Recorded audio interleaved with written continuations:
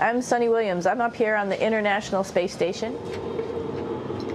So this is Node 2. This is a really cool module. Of course, most of these modules you'll see they have 4 sides, and they're put together. That way we could sort of work on a flat plane, either a wall, a floor, another wall, or the ceiling. But you know, again, all you have to do is turn yourself and your reference changes. The reason I'm bringing that up is because this is where 4 out of 6 of us sleep. And so people always ask about sleeping in space. Do you lie down? Are you in a bed?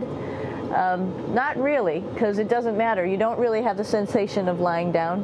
You just sit in your sleeping bag. So here's one sleep station right here.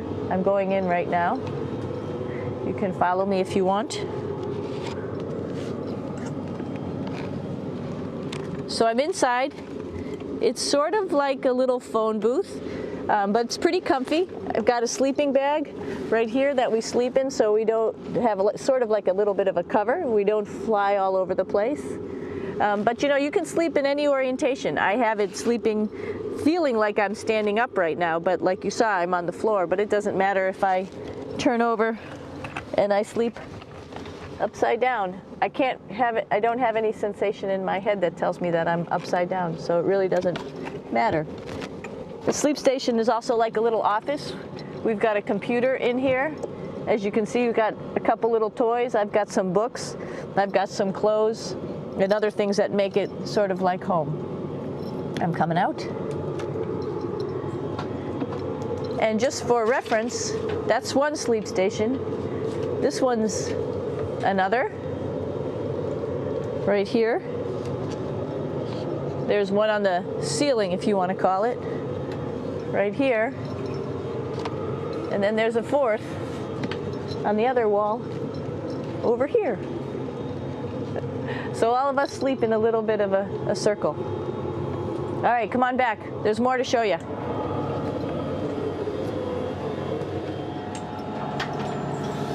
I know that there's some questions about how to use the bathroom and how do you actually live in space like normal, like at home. I mentioned real quickly about getting up in the morning and brushing your teeth and washing your face. Well, how do you do that? Well, here is the bathroom essentially. You get up in the morning and we have a little kit, and it has all the essential things that you need, like your toothbrush and toothpaste and brush. See how much better the brush makes my hair look? I'm just joking. It still stands up straight. It doesn't matter where you are. It's always going to stand up straight while you're up in space. A lot of people ask about toothbrush and toothpaste.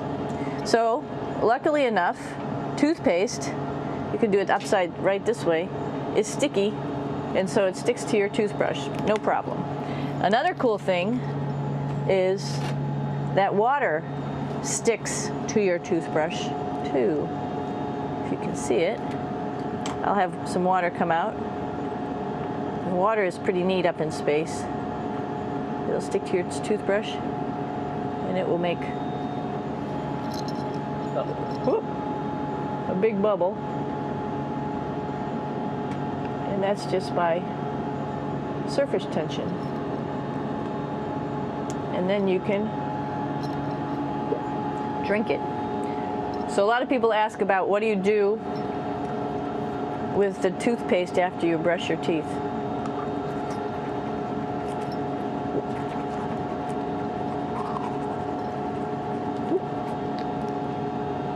Two options. Swallow it, and it's sort of like mouthwash, but it tastes a little gross. Or you can just spit it out in a paper towel, and then you don't have to worry about it. Swallowing thing I wouldn't recommend at home. I'm only up here for 4 months, so it's not that bad. One of the most pressing questions about living in space, of course, is the bathroom. So let's take a look at that little piece of work. Come on in.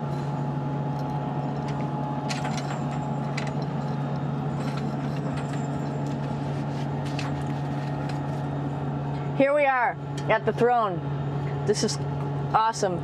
You might see the little You might have noticed the little moon on the outside. This is our orbital outhouse right here.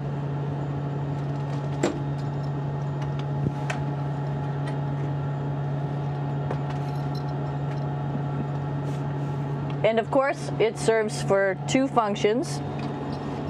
Number two, right here. I'll show you. But you see it's pretty small, so you have to have pretty good aim, and you'll be ready to make sure things get let go the right direction. And it smells a little bit, so I'm closing it up. And that's, of course, for number two. And this guy right here is for number one. So they're sort of two slightly separate functions, but you can do a little, essentially both, by hanging on right here and doing number one and number two. I might add it's color coded, so you really don't get it mixed up, which is nice. This is yellows for number one. And also there's a selection of paper. People always ask about toilet paper. What do you do with toilet paper? What kind of toilet paper do you have? We have gloves, just because sometimes it does get messy. We have some Russian wipes, which are a little bit coarse if you like the coarse type of toilet paper. We have some nice tissues, which are nice and soft if you like soft toilet paper. We have Huggies, just for any cleanup. You know, we were all babies once, and this sort of helps. And then if things get really out of control, we have disinfectant wipes, just to make sure we clean up here. Because, you know, just like the water I showed you, the number one stuff can sort of go all over the place if you don't aim correctly. And did I mention both of these have a little bit of suction, so they should keep things going in the right direction. But like I said, sometimes things get a little out of control if you are out of control yourself flying around. So we have lots of protective stuff. And of course, you do have your privacy. There's a little door, so other people know that you're in there. Here's a pretty cool place. This is sort of like in your house where everybody meets in the morning. After you wash your face, brush your teeth, you want to find something for breakfast. And this is our kitchen. You might notice there's all sorts of foods here. It's like opening the refrigerator. You got all your different stuff that you want to have: drinks, meats, eggs, vegetables, cereals, bread, snacks. And that's a good place. That's where you find all the candy. Side dishes, and then some little power bars just in case. So we have all this type of food. Some of it is dehydrated, and so we have to hydrate it, fill it up with water. Some of it is already made, and then all we have to do is heat it up. So something like this, I'm pulling out barbecued beef brisket. Pretty yummy.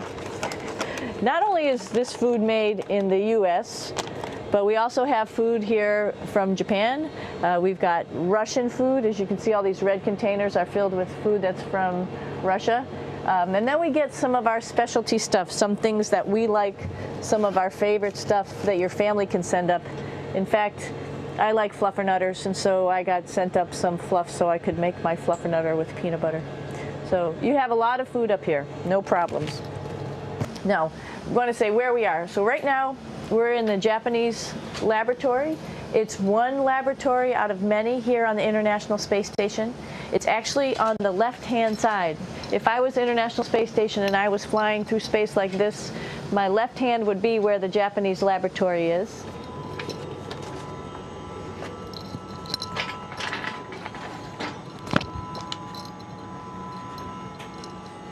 So now again, we're on the right-hand side, all the way on the right of the International Space Station.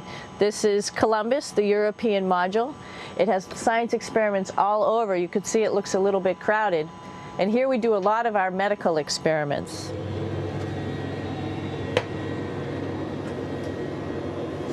Here we are in the US laboratory. Again, this is a laboratory with science experiments on all of the walls here, all sorts of stuff that we do. And one of the things we also do is we exercise. We have some exercise equipment on board the space station. We need to do that because we lose bone density and muscle mass while we're up here, and that's a result of not having to fight against gravity. So how we keep ourselves in shape are with a bike, a treadmill, and a weightlifting machine. This is the bike. You notice the clip pedals. So all you need to do is actually clip your feet in, and then you can start pedaling. You don't need a seat because you don't sit down. Actually, I haven't sat down for 6 months now, so you don't need any type of seat. Just make sure you're held in with your pedals. You probably see that the bike bounces around a little bit. As I move it, it's not steady and held to the wall firmly. And the reason for that is the space station is pretty big. You saw that there's also solar arrays on the space station. If we start putting any forces into the space station, it's going to make those solar arrays bounce around a little bit. So to prevent that, the machines bounce around a little bit, move around a little bit, and that way we don't put any forces onto the structure of the spacecraft out to the solar arrays.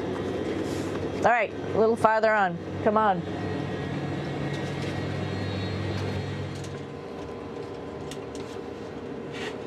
I'm here with my two buddies in the airlock.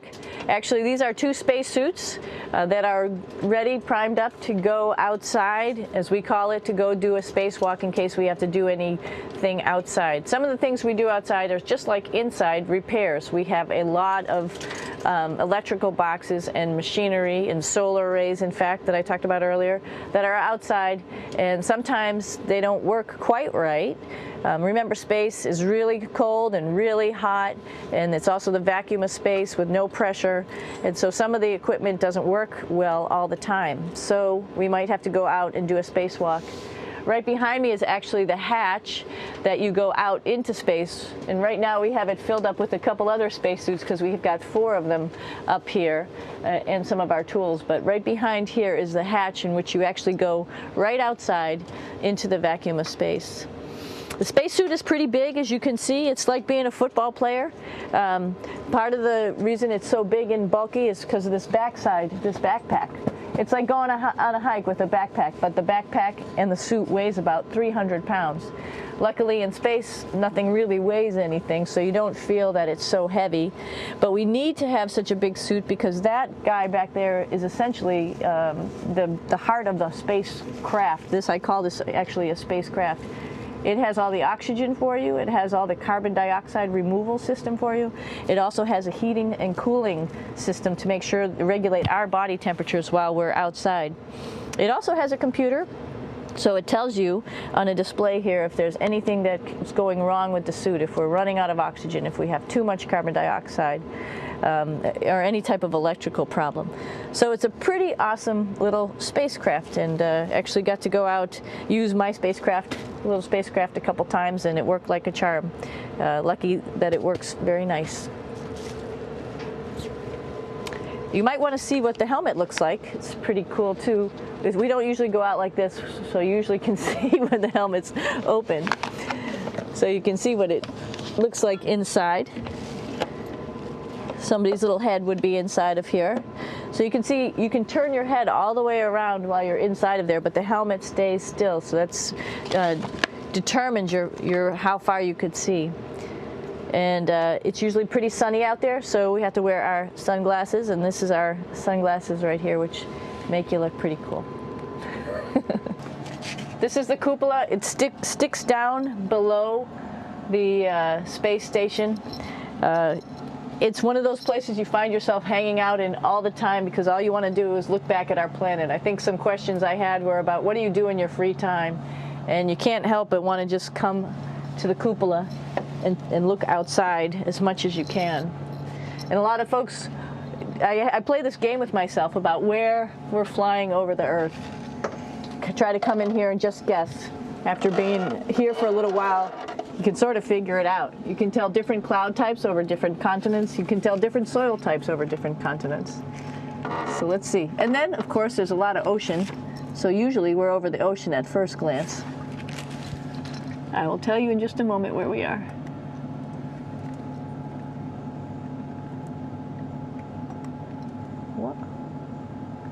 There we go.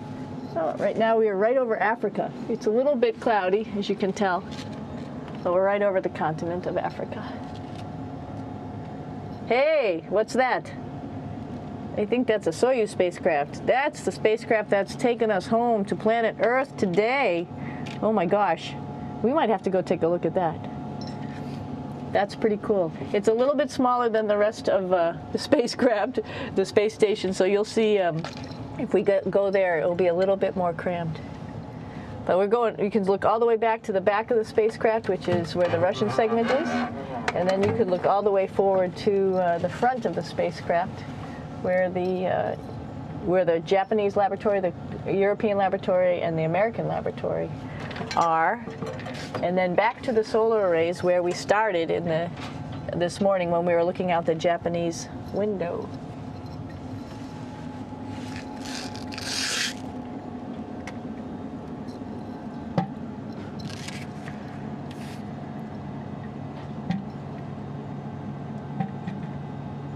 So other questions that were here are, what would you recommend as a job, if so, and to what type of person would want to be an astronaut? I think people who would like to explore, of course people who like math and science, that's what this is all about. We have people in the office who are doctors, teachers, veterinarians, engineers, pilots, so all sorts of people become astronauts, and I think if you see it's just sort of cool, so I think people who like to do a little adventure and like to do cool stuff probably usually become astronauts. Hey, one thing I didn't show you, or I talked about but I didn't show you, was the exercise, another piece of exercise device, which is the advanced resistive exercise, and that's what this is right here. This is ARED, and you could probably see this bar. Let me just do a little bit of maneuvering here. Stand by. You have to set it up just like at any other gym.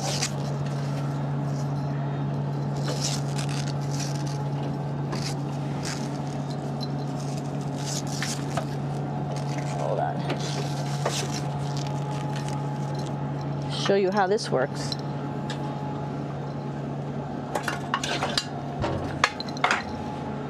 So you can see you can change your attitude just by going from one module to the next, going up from the cupola down here. This is what we call the ARED, and with this you can lift weights based on vacuum in these cylinders, just like you do at home at a gym. For example, if I wanted to do a squat, I could do it like this. Oops. I should need some weight on this thing. I'm not lifting with anything, so it's too easy. One of the cool things you could do things that you can't do at home. For example, single leg squats with just one leg, because the other leg, you won't fall over. So all sorts of stuff. You can also do bench press. We have a bench that we could add on here, so you can work on your beach muscles.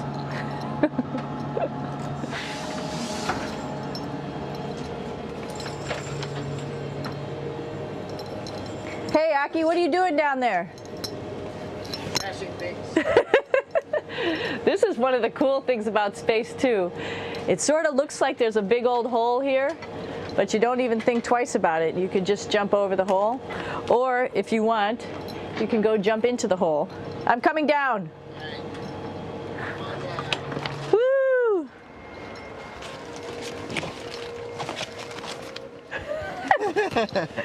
Then you can come right back up again, like Superman. Woo!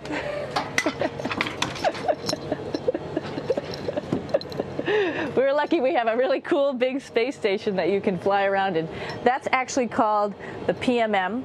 You might have saw it out the window. It's a big silver canister. What's really great about that is it's essentially our closet in our pantry, or whatever you want to call it. We have extra food down there, we have extra clothes, we actually throw the trash out down there.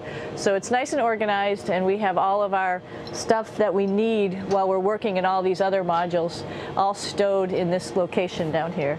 And it's a lot of fun to play in. So we're going into the Russian segment. Be ready. You don't need a passport either.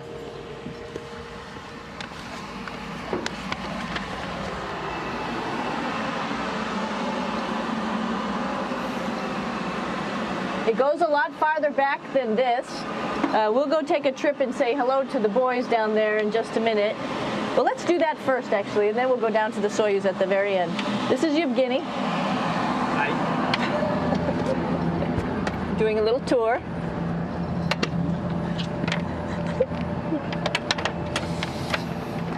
the FGB. And what's cool about this module, it is actually the very first piece of the space station that came up in 1998. The space station has been around for about now manned for 12 years, but it's been up in space for about 14 years. And this was the very first. It is like the Russians' PMM. It has a lot of storage, as you can see.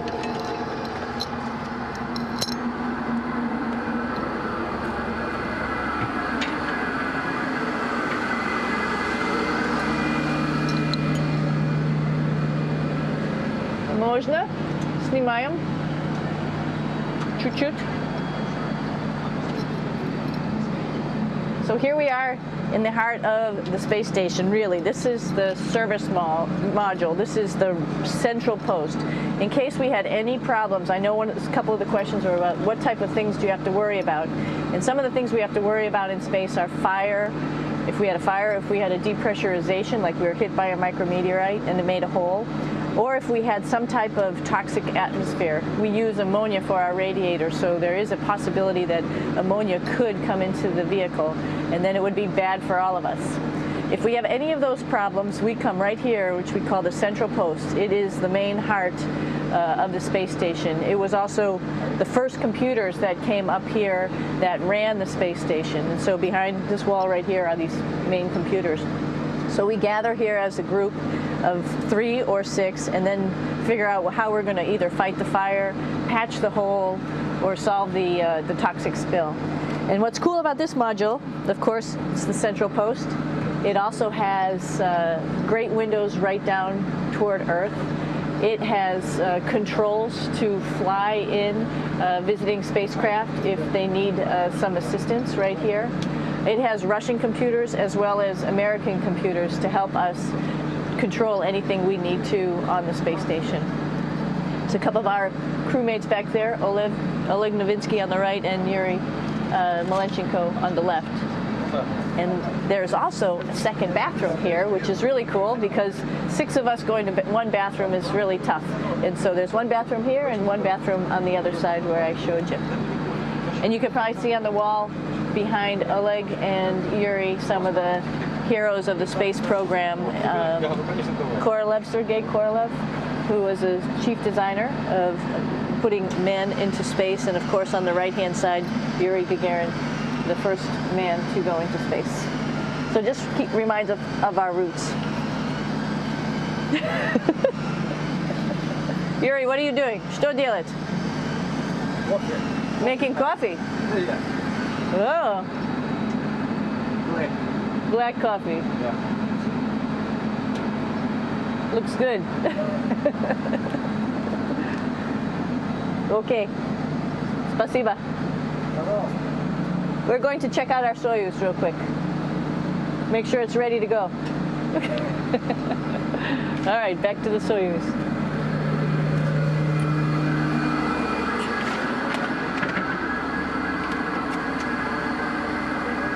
I'm going to stop here just for a quick second.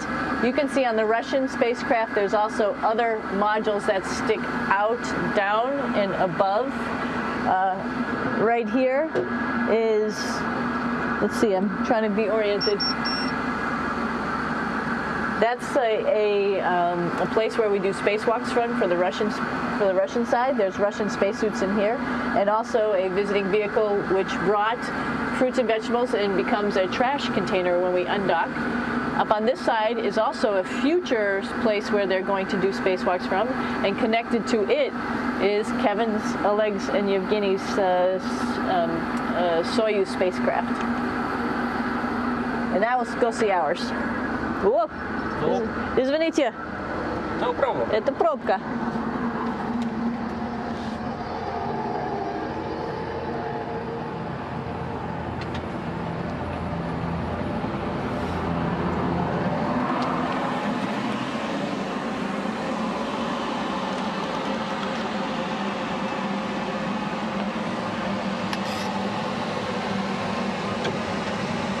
Coming down.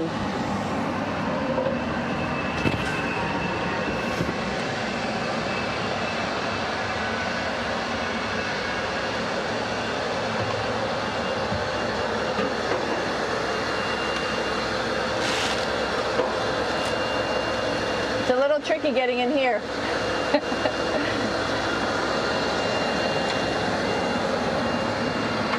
This is the docking probe right here, this big thing. This helps us connect to the spacecraft. This probe actually sticks into this cone, and that's how the spacecraft, our Soyuz, becomes connected to the ISS initially. That is then replaced by clamps, which are around here, that will allow the two spacecraft to be stuck together. And then you can remove the probe in the cone.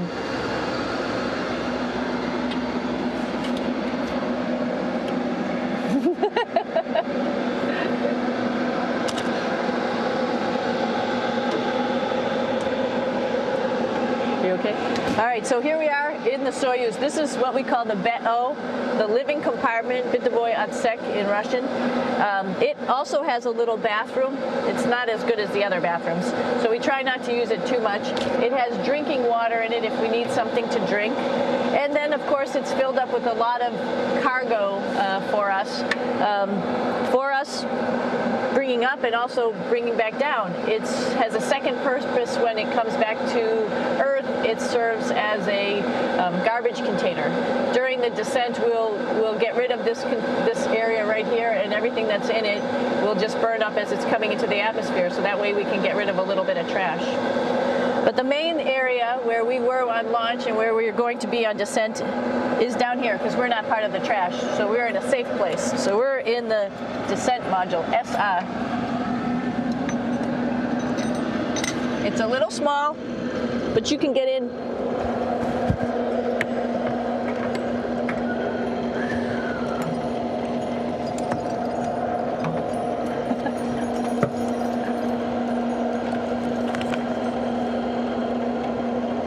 Not sure how well you could see in here. Hold on for a second.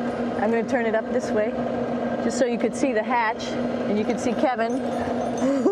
It's a little bit small, but we'll come in and show you around. You coming in? Probably not. Okay.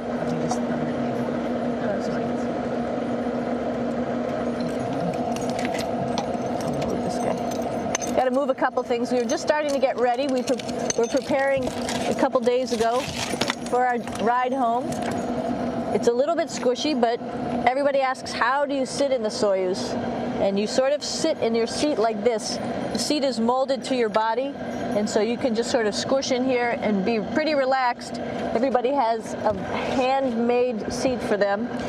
And then, of course, there's a control panel, and that's where we do most of our actions and work right here. There's hand controllers, which you can fly the vehicle with, and there's a stick right here, primarily used for communications when we're trying to talk to the ground. So 3 of us fit in here.